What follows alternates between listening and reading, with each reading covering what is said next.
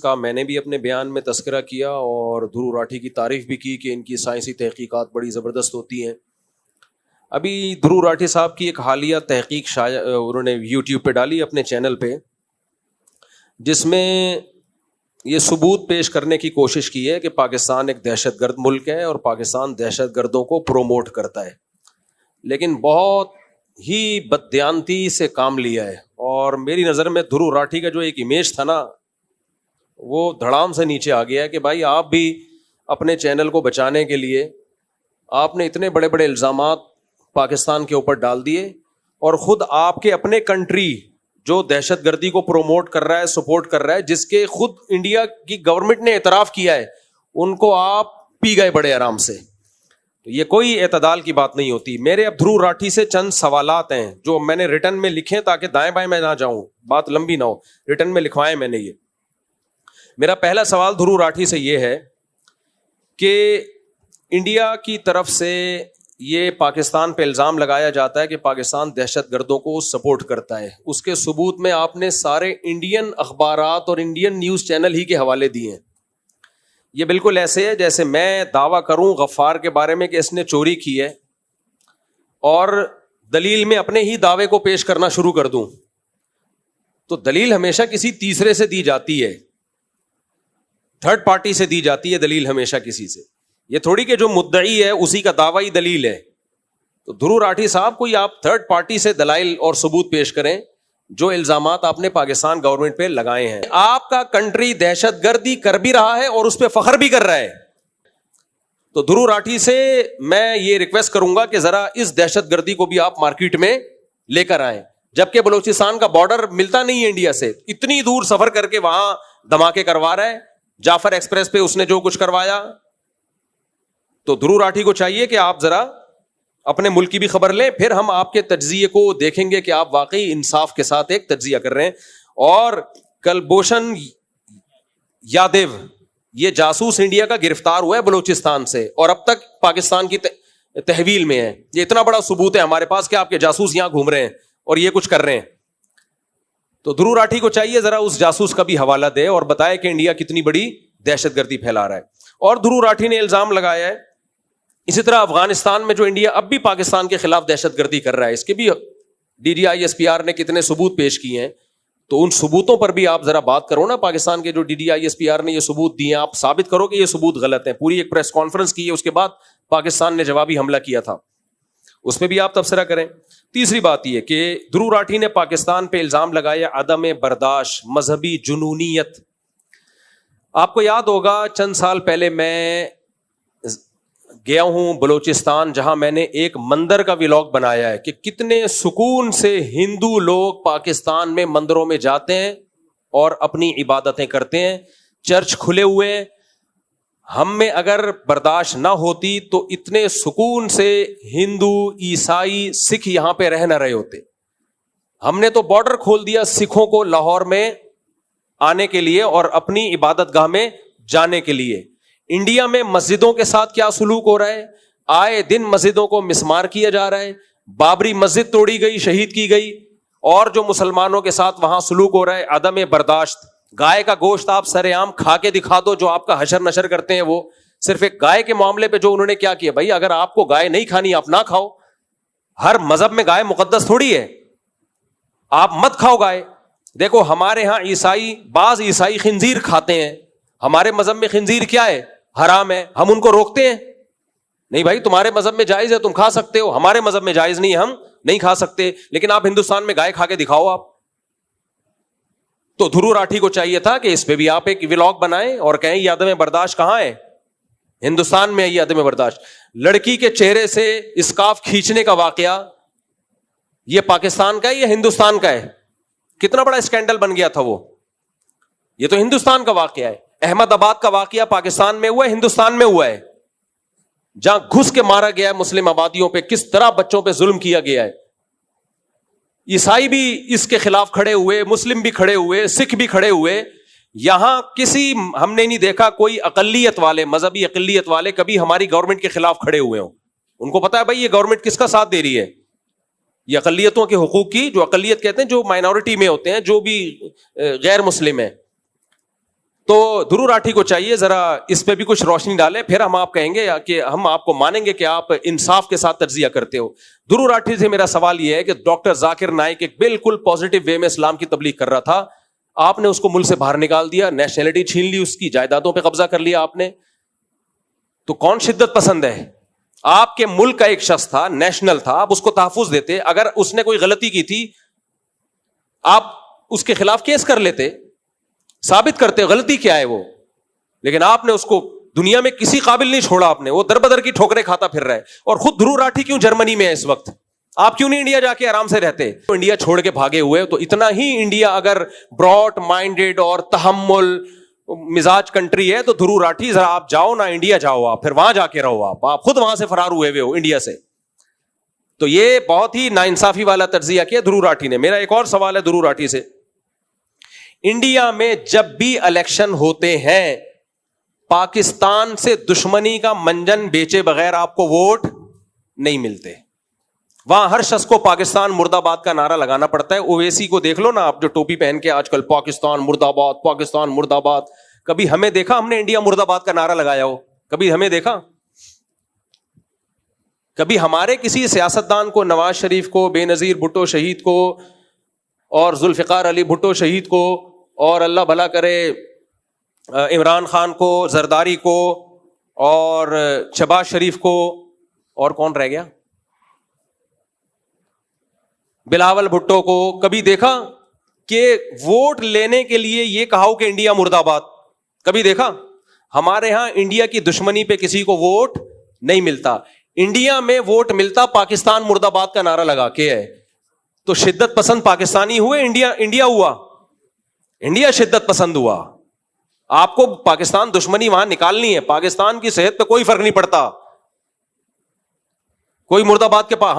ہم نے اس جنگ میں بھی انڈیا کی مخالفت نہیں کی ہے, جنگ میں بھی مودی کی مخالفت کی ہے. بارڈر پہ جا کے میں نے کہا ہماری انڈیا سے دشمنی نہیں ہے, ہماری انڈیا کے ہندوؤں سے, عیسائیوں سے, مسلمانوں سے, سکھوں سے کوئی دشمنی نہیں ہے. اور یہ ایک مذہبی اسکالر بول رہا ہے, مذہبی اسکالر جس کو آپ کہتے ہو یہاں شدت پسندی ہے, وہ اتنی بیلنس بیان کر رہا ہے کہ جنگ کے حالات میں بھی وہ کہہ رہا ہے ہماری حکومت, ہماری دشمنی صرف مودی سے ہے. اور آپ انڈیا میں جا کے دیکھ لو, اویسی کو دیکھ لو جو مسلمانوں کا بڑا خیر خواہ بنتا ہے, پاکستان مرد آباد, پاکستان مرد آباد نعرے لگا رہا ہے وہ بیٹھ کے. وجہ اس کی ہے کہ اس کی مجبوری ہے, اس کو پتا ہے انڈین گورنمنٹ جو موجودہ گورنمنٹ ہے چھوڑے گی نہیں آپ کو, وہاں پاکستان مرد آباد کا نعرہ لگائے بغیر آپ چل نہیں سکتے. تو شدت پسند پاکستان ہوا یا انڈیا ہوا؟ انڈیا ہوا. تو دھرو راٹھی صاحب کائنڈلی اب آپ ایک اور کلپ بنائیں, آپ بولیں بھائی مجھ سے غلطی ہو گئی ہے, یہ سب چیزیں تو میں بیان کرنا بھول ہی گیا تھا. پھر میں مانوں گا کہ آپ کے تجزیے اور آپ جو اینالائز کرتے ہیں اور جو ریسرچ کرتے ہیں وہ انصاف پر مبنی ہوتی ہے. آگے چلتے ہیں. گائے کا گوشت کھانے پر گاؤں والوں پر حملے کرنا, یہ واقعہ کہاں ہوا ہے؟ انڈیا میں. زبردستی جے شری رام کہلوانا, کتنی ویڈیوز پڑی ہوئی ہیں, آج بھی ہیں. جے شری رام کے زبردستی نعرے لگوانا, خواتین سے نقاب اتروانا, بابری مسجد پر حملے. ابھی ایک نیا ایشو چل رہا ہے انڈیا میں, وقف املاک پر قبضے, جس کو انگریز نے نہیں چھیڑا. انڈیا میں بہت ساری املاک ایسی ہیں جو لوگوں نے وقف کی ہیں کہ دینی مدارس اور مسجدوں کے لیے. ایسی وقف املاک امریکہ میں بھی ہیں, کینیڈا میں بھی ہیں, یو کے میں بھی ہیں, وہاں کی گورنمنٹ نہیں چھیڑتی. کچھ عمارتیں وقف ہوتی ہیں چرچ کے لیے, کچھ عمارتیں وقف ہوتی ہیں مندر کے لیے کہ ان کی جو ارننگ ہوگی مندر میں جائے گی, ان کی جو ارننگ ہوگی چرچ میں جائے گی. اسی طرح کچھ عمارتیں وقف ہوتی ہیں مدرسوں اور مسجدوں کے لیے. مودی سرکار نے وہ تمام وقف جو املاک ہیں وہ کس کے قبضے میں لے لیے ہیں؟ یہ کام انڈیا کر رہا ہے بھائی. پاکستان نے تو ایسا کچھ نہیں کیا کہ کسی مندر کے لیے کوئی وقف عمارت ہو جس کی ارننگ مندر کو جاتی ہے اور پاکستان گورنمنٹ نے اس کو اپنے قبضے میں لے لیا ہو. تو شدت پسند پاکستان ہوا یا انڈیا ہوا؟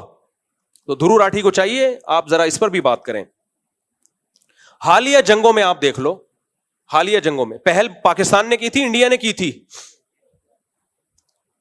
پہل بھی تم کر رہے ہو, خواتین کے چہروں سے نقاب بھی تم اتار رہے ہو, مسجدیں بھی تم گرا رہے ہو, کوئی گائے کی گوشت کی بات کرتا ہے اس کو بھی تم مار رہے ہو, اور تم خود جرمنی بھاگے ہوئے ہو. ڈاکٹر ذاکر نائک کو بھی تم نے نکال دیا, اور پاکستان مرد آباد کہے بغیر تمہیں ووٹ نہیں ملتا ایک کنٹری میں, تو جبکہ ہمارے ہاں یہ کوئی مسئلے ہے ہی نہیں. تو ان سب باتوں سے پتہ ہے. پانی تم نے بند کیا, سنتاس معاہدہ تم نے توڑا ہے, جو سنتاس معاہدہ تھا ایگریمنٹ تم توڑ رہے ہو. ہاں, کشمیر میں اقوام متحدہ کی قراردادوں کے خلاف تم چل رہے ہو. تو دھرو راٹھی نے انصاف سے کام نہیں لیا ہے, اور شاید اس کی ایک وجہ میں یقین سے نہیں کہہ سکتا, کیونکہ انڈیا نے سارے چینل بند کر دیے ہیں. ذرا سا بھی آپ انڈیا کی پالیسی پہ اعتراض کرو, چینل بند. اچھا میں خود بتاؤں, میرے کچھ دوست تھے باہر ملکوں میں جو انڈین تھے, ابھی بھی ہیں, میرے ساتھ جتنی تصویریں جتنی ویڈیو سب انہوں نے ڈیلیٹ کر دی ہیں, ڈر کے, مودی گورنمنٹ سے ڈر کے. ہم نے تو ڈیلیٹ نہیں کی. ہمیں اگر یہاں کی گورنمنٹ پکڑتی اور میں بتاتا ہوں یہ میرا انڈین دوست ہے, گورنمنٹ ہمیں کچھ نہیں کہتی, صحیح ہے نا. دوستی یاری ہوتی ہے بھائی, امریکن سے بھی ہوتی ہے, انڈین سے بھی ہوتی ہے, جاپانیوں سے بھی ہوتی ہے. انڈیا میں جتنے جو پاکستانی جاتے ہیں نا, سعودی عرب میں جاتے ہیں, دبئی میں جاتے ہیں, باہر ملکوں میں جاتے ہیں, انڈین بھی تو ملتے ہیں نا. تو انڈین سیلفی لیتے ہوئے ڈر رہے ہوتے ہیں. اب میں نام نہیں لوں گا ایک انڈین کا, حج پہ مجھ سے ملے, بہت عقیدت ان کو, محبت, کوئی مشہور سیلیبریٹی ہے وہ انڈیا کی, بس سلام دعا کر کے پتلی گلی سے نکل لیے وہ. میں دوبارہ ملا, میں نے کہا آپ ایک دم غائب ہو کے کہہ رہے ہیں مفتی صاحب بہت سخت حالات ہیں انڈیا میں, میں نہیں چاہتا میں آپ کے ساتھ بیٹھا ہوں کوئی میری تصویر لے لے. دھرو راٹھی تم اس کا جواب دو. اتنی شدت پسندی, میں کوئی بم لے کے آ رہا ہوں یار انڈیا میں؟ ہم تو انڈیا کی دشمنی کی بات کرتے ہی نہیں ہے. ہم نے کبھی انڈیا مرد آباد کا نعرہ نہیں لگایا. ہم نے کبھی انڈیا کی دشمنی کا لیبل لگا کے لوگوں کو سے فیور حاصل کرنے کی کوشش نہیں کی ہے, نہ ہماری گورنمنٹ نہ ہم. تو بہت نا انصافی کی ہے اس میں. انہوں نے بھی ایک بڑا اچھا, کیا نام ہے یار وہ جو منصور علی خان نے بھی دھرو راٹھی کو بڑا اچھا جواب دیا, وہ بھی آپ لوگ سن لیں. تو میرا خیال ہے دھرو راٹھی کو خطرہ یہ تھا کہ اگر میں نے ابھی بھرپور طریقے سے حمایت نہیں کی تو میرا چینل بھی اڑ جائے گا اور میرے چینل کا پروگرام بھی اڑ جائے گا. سمجھ رہے ہیں, کیونکہ ہندی میں ہوتے ہیں, اردو میں ہوتے ہیں, ان کے جو ہندی اردو ایک ہی ہے, اس کو بھی بلا وجہ الگ زبان زبردستی قرار دیا ہوا ہے. یہ بھی شدت پسندی ہے. پاکستانیوں سے دشمنی میں اس ہندی کو اردو کہنے کے لیے تیار نہیں ہے. سیکھو یار بھائی, ایک ہی زبان ہے, کچھ الفاظ آگے پیچھے کر لیے تو زبردستی. گرامر سے دیکھا جاتا ہے, زبان کا جو پتہ چلتا ہے گرامر سیم ہے. میں جا رہا ہوں ہندی میں اس کو کیا کہتے ہیں, میں جا رہا ہوں, لیکن اس کو اردو نہیں بولتے. وہ اردو سے نفرت بلا وجہ نکال رہے ہو آپ. اردو شاعری, اردو تو پیدا انڈیا میں ہوئی ہے, پاکستان میں تھوڑی ہوئی ہے.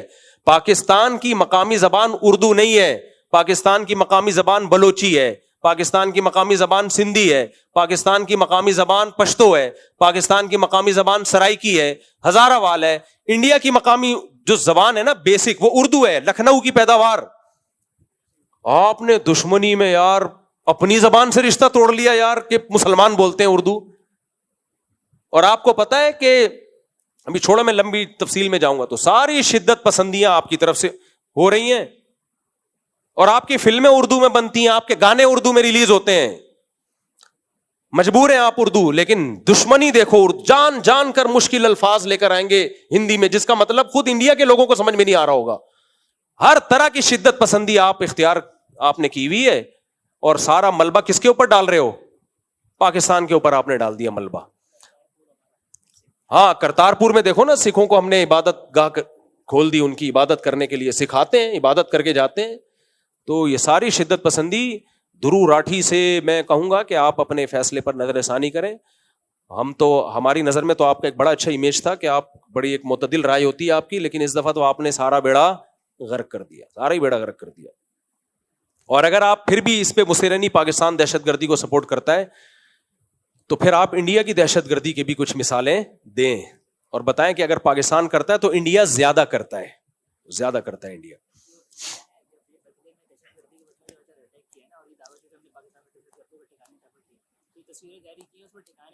ہاں, ابھی حالیہ جنگ میں دیکھ لو, پاکستان نے ان کے فوجی اڈوں پہ اٹیک کیا ہے اس جنگ میں, اور انڈیا نے کہاں اٹیک کیا ہے, سارا عوام پہ, پبلک پہ.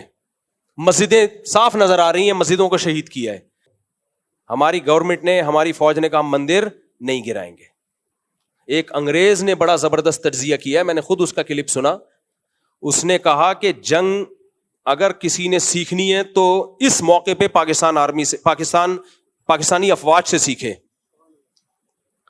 کہ انہوں نے عوام پہ اٹیک کیے، مذہبی عبادت گاہوں پہ اٹیک کیا، پاکستان نے جواب میں صرف ان کے فوجی اڈوں کو نشانہ بنایا ہے، ایئر بیس اڑایا ان کا، کتنے تحمل کے ساتھ. ایسا نہیں ہے کہ اڑے ڈجن ڈجن، وہ تو بیان آ رہا ہے نا وہ بشیر مسیح کا کہ میں دہلی اڑا دیتا، وہ لوگ اب پھینک رہے ہیں، اب لوگ آٹو پہ ہو گئے ہیں. بشیر مسیح کچھ نہیں بھی کہہ رہا تو لوگ اس کے کھاتے میں ڈال رہے ہیں، کوئی کہہ رہا ہے اس نے اسلام قبول کر لیا. اور صرف ایک بشیر مسیح پائلٹ نہیں تھا، سوری بشیر مسیح کہہ رہا ہوں یار، کامران مسیح اکیلا پائلٹ نہیں تھا، اور بھی بہت سارے پائلٹ تھے، وہ بھی انسان کے بچے ہیں میرے بھائی، ان کی بھی قربانی ہے. آپ کامران مسیح کو بھی پروموٹ کریں لیکن دوسرے بھی کوئی. اور یہ بھی دیکھ لو یار، کامران مسیح ہے، عیسائی ہے. ہم اگر مذہبی انتہا پسند ہوتے تو آج یوٹیوب پہ ٹک ٹاک پہ کامران مسیح ہیرو نہ بنا ہوا ہوتا. مسیح ہونے کے باوجود ہم نے ہیرو بنایا، یہ بھی ہماری برداشت ہے. ہم اگر مذہبی جنونی ہوتے تو ہم کہتے ابے مسیح ہے سائڈ پہ رکھو یار، اس کو سائڈ پہ رکھو، کسی مولانا کو آگے لے کر آؤ. تو یہ بھی پاکستان کا ظرف ہے. تو بہرحال لیکن میں ویسے جنرل نالج کے لیے بتا رہا ہوں، اور بھی پائلٹ ہیں، تو اب کامران مسیح کے علاوہ باقی پائلٹوں کو بھی آپ پروموٹ کریں، ان کو بھی، ان کی بھی قربانی ہے. تو یہ دھرو راٹھی سے میری چند گزارشات ہیں. امید ہے دھرو راٹھی صاحب تک اگر میرا یہ بیان پہنچا تو آپ اپنے فیصلے پر نظر ثانی کرو گے انشاءاللہ. صلو علی الحبیب.